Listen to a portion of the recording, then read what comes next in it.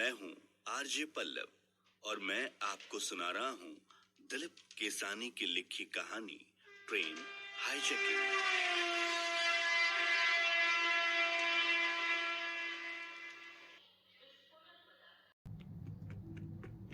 दानिश दौड़ता हुआ अस्पताल के काउंटर पर गया जहां फोन रखा हुआ था। दानिश ने फोन उठाकर जैसे ही हेलो बोला, सामने से आवाज आई, दानिश साहब, मैं उमर नियाजी साहब की ऑफिस से बोल रहा हूँ। उमर नियाजी साहब ने आपको याद किया है। आप अभी के अभी यहाँ पहुंचिए। दानिश पूरी तरह से फंस चुका था। अब उसे हर हाल में वो खूनी खेल खेलना ही था। कुछ दर्द तो एक हल्की सी खुशी भी थी। दानिश अपने पिता की जान को बचाने में कामयाब रहा। दानिश फोन नीचे रखकर सीधे मोहम्मद उमर नियाजी की ऑफिस गया। नियाजी उस वक्त ऑफिस में नहीं था। उसको वहां के नौकर ने ऑफिस में बैठकर इंतजार करने को बोला। करीब 1 घंटे बाद नियाजी आया। दानिश को देखते ही वो दानिश के सामने आकर खड़ा हो गया। दानिश अपनी जगह से उठा तो नियाजी ने अपना एक हाथ दानिश की पीठ पर रखकर उसके पिता का हाल चाल पूछा। उनके ठीक होने के लिए खुदा से दुआ भी मांगी। उसके हाथ में मोतियों की माला थी। एक हल्की सी खामोशी के बाद नियाजी ने दानिश से कहा, माफ करना बच्चे, शायद तुमको काफी देर तक इंतजार करना पड़ा। हाँ, अब सुनाओ, क्या ख्याल है तुम्हारा?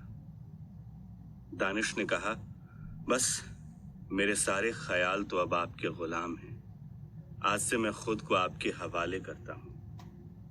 दानिश का जवाब सुनकर वो मुस्कुराया और बोला, नहीं बच्चे, तुम खुद को मेरे हवाले नहीं कर रहे, बल्कि खुदा की राह में अपने वतन के हवाले कर रहे हो।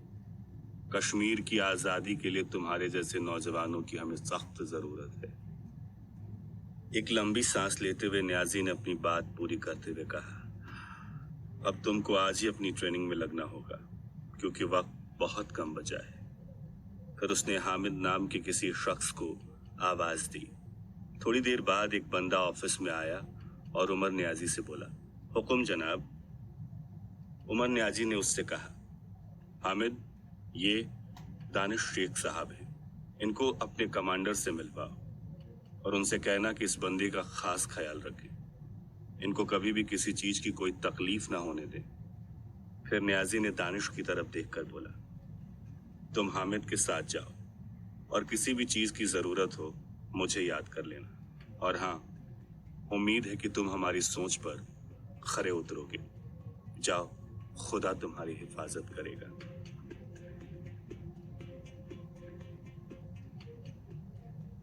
इसके बाद दानिश, हामिद और उसके चंद साथी एक जीप पर ट्रेनिंग सेंटर के लिए रवाना हुए। जीप में मौजूद दूसरे लोग दानिश से परिचय और दूसरी बातों में व्यस्त थे। इतने में हामिद ने दानिश की आंखों पर पट्टी बांधी। उसका कारण पूछने पर वो बोला, हम नहीं चाहते आप हमारी ट्रेनिंग सेंटर का रास्ता देख पाएं। यहाँ आने वाले बड़े से बड़े राजनेता तक की आंख पर पट्टी बांध कर लाया जाता है।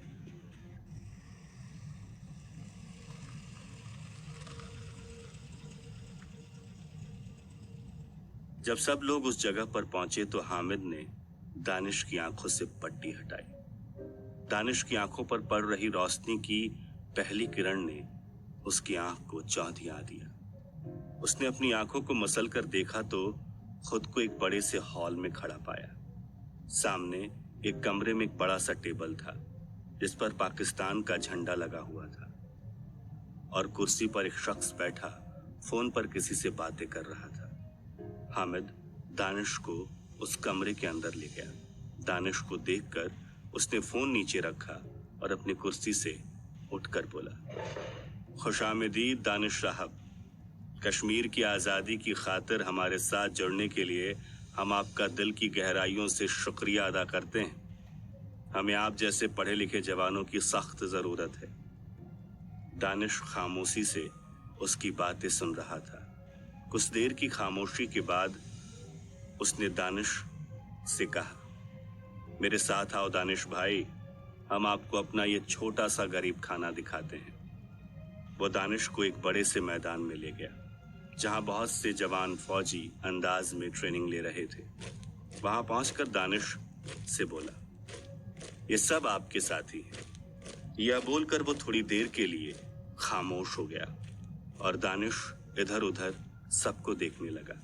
कुछ अजीब अंदाज में देखकर वो शख्स दानिश से बोला, अरे हाँ, मैं खुद का नाम तो बताना ही भूल गया। मेरा नाम है मोहम्मद सिद्दीक, मगर लोग मुझे कमांडर के नाम से जानते हैं। एक छोटी सी सांस भरकर कमांडर बोला, जानते हैं जनाब, यहाँ पर 300-400 से ज्यादा जवान हैं, मगर उन सब में पढ़े लिखे सिर्फ 2 ही हैं और अब तीसरे आप हो जो हमसे जोड़ना चाह रहे हैं। इत्तेफाक से आप तीनों को एक ही कमरे में रहना होगा। फिर हामिद बोला, अच्छा तो शेख साहब, मैं चलता हूं और कमांडर आपका ख्याल अच्छे से रखेंगे। फिर भी मुझसे कोई काम हो तो जरूर याद कीजिएगा। ये कहकर हामिद वहां से चला गया और मोहम्मद सिद्दीक और कमांडर दानिश को उसका कमरा दिखाने के लिए ले गया। एक कमरे के पास आकर वो बोला, ये लीजिए शेख साहब, ये है आपका कमरा। दानिश ने देखा उस कमरे के दोनों तरफ खूब सारे कमरे थे। ऐसा लग रहा था जैसे वो किसी हॉस्टल में आ गया हो।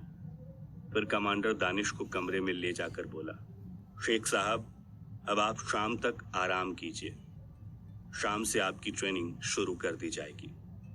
दानिश अपने कमरे में मौजूद पलंग पर जाकर बैठ गया और कुछ वक्त अपने हालात के बारे में सोचने लगा। कुछ देर बाद कमरे में मौजूद खिड़कियों से वह बाहर झांक कर देखने लगा। उसने पाया कि खूब सारे लड़के फौजी अंदाज में ट्रेनिंग ले रहे थे और उनमें से कुछ कश्मीर जिंदाबाद, कश्मीर हमारा है, हम कश्मीर लेकर रहेंगे जैसे नारे लगा रहे थे, तो कुछ निशानेबाजी सीख रहे थे।